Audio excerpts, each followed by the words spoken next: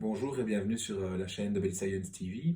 Alors voilà, enfin une vidéo. Ça fait 10 ans que j'en avais plus fait une, donc voilà, il était temps. Euh, on parle souvent en body des facteurs déterminants pour une bonne progression, que ce soit pour perdre en graisse, que ce soit pour une hypertrophie musculaire, que ce soit pour peu importe l'objectif au final, c'est toujours, on va parler de l'entraînement, on va parler de l'alimentation et on va parler également du repos qui est important. C'est les trois facteurs où on va le plus en parler. Moi, j'aimerais bien quand même introduire un autre sujet, une autre dimension qui est la dimension de l'esprit critique. C'est-à-dire que sans esprit critique, je ne vois pas comment on peut évoluer de manière optimale. Il y a toujours bien moyen d'évoluer, mais de manière optimale, pour moi, c'est impossible sans avoir un esprit critique. Et malheureusement, je trouve qu'on n'en parle pas assez en body. Ici, le sujet de la conversation, c'est quand même la musculation, le body, le fitness, vous appelez ça comme vous voulez. Le facteur déterminant pour moi, c'est l'esprit critique. Je m'explique. On dit toujours qu'il est important de s'y connaître en nutrition ou en entraînement, mais quand on commence en tout cas, et je ne parle pas que pour les gens qui commencent, mais ça on en parlera après, mais même pour ceux qui commencent, surtout pour ceux qui commencent, comment s'y connaître en alimentation, comment s'y connaître en entraînement. Alors au début, vous allez faire confiance à juste titre à un coach qui sera en salle et qui, à mon avis, est tout à fait à même de pouvoir vous expliquer un programme de base. Et puis ensuite, vous allez commencer à vous renseigner sur l'alimentation. Alors, soit maintenant avec les réseaux sociaux, soit sur YouTube, soit dans des livres, hein, ce qui reste quand même encore le mieux. L'idéal, c'est de lire aussi des études scientifiques.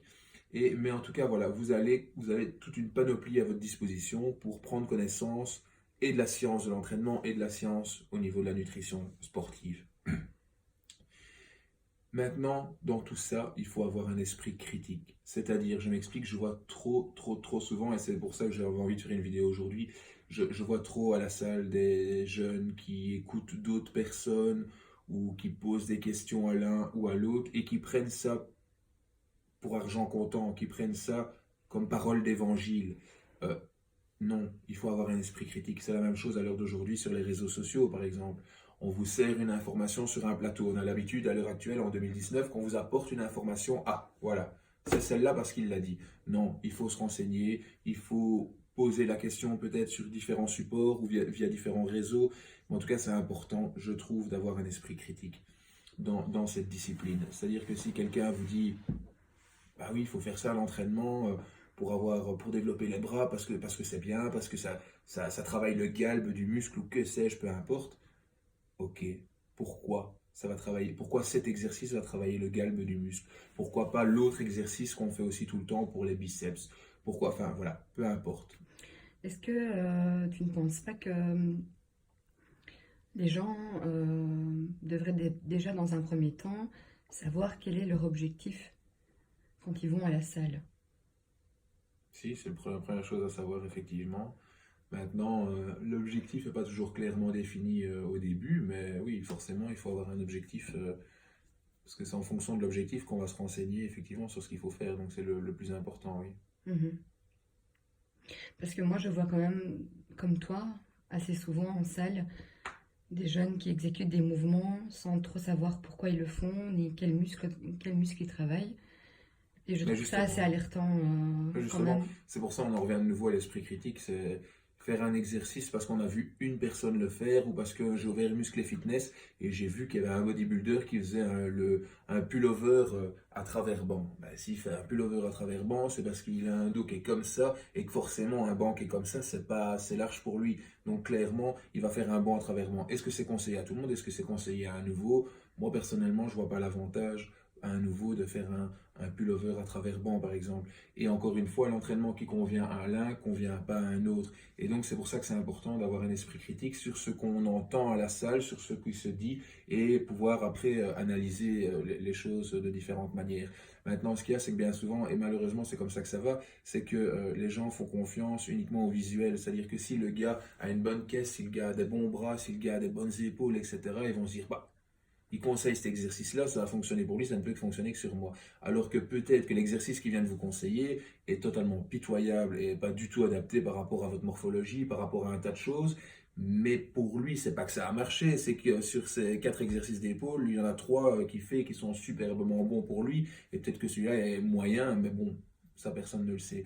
Bref, tout ça pour dire que le plus important, c'est de pouvoir analyser les choses, etc.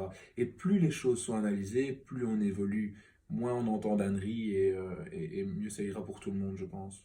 Et donc Mm. c'est important de lire et pas lire uniquement des magazines, mais lire que ce soit des études scientifiques. Hein. Je vous rappelle qu'il y a plein de supports qui existent pour y avoir accès. Alors des fois, effectivement, c'est payant, ça malheureusement, mais bon, au-delà de ça, c'est déjà bien, c'est de se renseigner, lire des articles. Mais encore une fois, c'est pas dans les publicités ou dans les vidéos du youtubeur, ça peut-être, mais Mhm. pas tout le temps, quoi. Moi, ce que je trouve qui est aussi un petit peu alarmant, c'est, voilà, maintenant la mode d'aujourd'hui, c'est Instagram, on suit les stories des athlètes.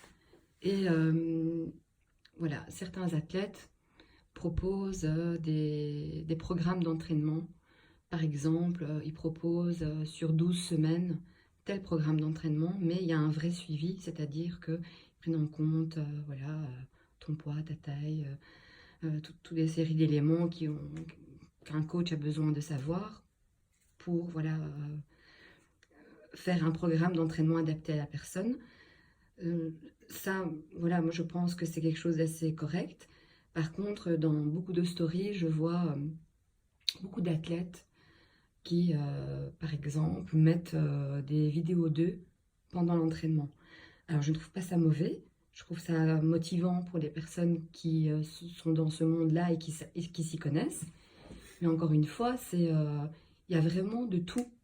On voit vraiment de tout. Alors, moi, je trouve que les réseaux sociaux sont quelque chose peuvent être d'assez positifs, mais peuvent être également très, très néfastes pour la jeunesse d'aujourd'hui.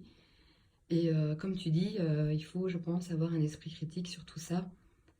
Et je trouve ça pas mal cette vidéo que tu fais aujourd'hui, qui va permettre justement aux gens de réfléchir à bon escient de ce qu'ils comptent faire dans un avenir proche ou dans un avenir lointain Mhm. de leur corps. Parce que quelque part, voilà, nous ne sommes pas des machines, hein. Il faut quand même faire exécuter des mouvements correctement, ne pas se faire mal. Parce que si on veut évoluer aussi, c'est important de ne pas se blesser pour pouvoir bah, justement perdurer dans le temps. Ah oui, parce qu'en soi, tous les exercices sont potentiellement bons. Forcément, s'ils existent, c'est que ça a déjà fait leur preuve. Mais un exercice ne convient pas à tout le monde, une diète ne convient pas à quelqu'un d'autre, sinon il suffit d'aller tirer une diète sur Internet et de la faire. Enfin, je veux dire, chacun répond différemment. Et donc, voilà, c'est important d'avoir un esprit critique. Et encore une fois, ok, bon, le gars, il a peut-être une bonne caisse, celui qui te donne un conseil à la salle. Après, il faut voir encore une fois ce qu'il y a derrière. Est-ce que c'est la diète ou est-ce que c'est autre chose? Mais dans tous les cas, voilà, c'est important de bien se renseigner et éviter de voir un exercice quelque part et de vouloir le reproduire sans savoir ce qui travaille. Je dis ça parce que voilà, moi je m'entraîne dans une salle qui fait partie d'une chaîne fitness, je ne vais pas citer le nom, et c'est vrai qu'on voit de tout comme type d'entraînement, surtout forcément chez les débutants, mais pas que. Mm. Certains peuvent s'entraîner pendant des années sans se poser de questions, mais, euh, mais voilà, il y a un moment donné, c'est bien de faire un exercice, mais je veux dire, enfin, moi, ça fait 15 ans, et personnellement, l'exercice que j'ai même jamais fait, parce que j'en vois pas l'intérêt dans mon entraînement, et d'autres qui s'entraînent depuis 6 mois, 1 an, vont faire cet exercice, voire même moins, hein, peut-être qu'ils sont là depuis 2 mois, et Mhm. font des exercices sans savoir, enfin voilà. C'est ça. Qu'est-ce que tu penses justement de ces athlètes ou de ces sportifs qui mettent des stories comme ça de leur entraînement sans expliquer le pourquoi du comment de leurs exercices? Qu'est-ce que tu en penses? Bah, c'est chacun, moi, chacun fait ce qu'il veut. Maintenant, et je sais pas, moi, je ne suis pas beaucoup de stories, donc je peux pas te dire, mais après, voilà. Il y a des choses qui sont peut-être à reproduire, d'autres pas. Voilà, c'est tout. Maintenant, un exercice sans explication, c'est juste pour montrer, et pourquoi pas, ça peut être sympa à voir. Lui, c'est son exercice. Mais encore une fois, il faut faire la part des choses et pas forcément reproduire la même chose, Tout à quoi. fait, oui. Voilà. Mais là, on parle beaucoup d'entraînement, mais c'est la même chose en nutrition, hein. Je veux dire, enfin, voilà, il faut avoir un esprit critique. Oui, Il y a des choses comme ça qu'on entend qui sont pas logiques. Et à un moment donné, il faut peut-être se renseigner aussi. oui, comme beaucoup de gens, quand on te voit donc faire une préparation, te demandent qu'est-ce que tu manges. Hmm. Ben oui, ben je mange ça, mais qu'est-ce que ça peut t'apporter quelque part que je t'explique ce que je mange si Bah, la malnutrition ne pourrait pas être adaptée à toi. On n'a peut-être pas la même morphologie, le même poids. Non, tout ça, ça se C'est, calcule. oui, voilà, Ça, c'est sûr. C'est pour ça qu'il y a des préparateurs physiques. tout à fait. Enfin, ou coach, ou on appelle ça comme on veut. Maintenant, on entend personal trainer, coach physical trainer, préparateur physique. Enfin, voilà, pour moi, c'est des choses qui sont bien distinctes. Préparation physique, c'est la préparation physique. Un coach, c'est un coach. Mais voilà. Après, il y a un peu un amalgame aussi, mais ça, c'est encore un autre sujet, quoi. On en reparlera peut-être une prochaine fois. Oui, oui. Donc voilà. Je te Merci à remercie. tout le monde. Ciao, ciao.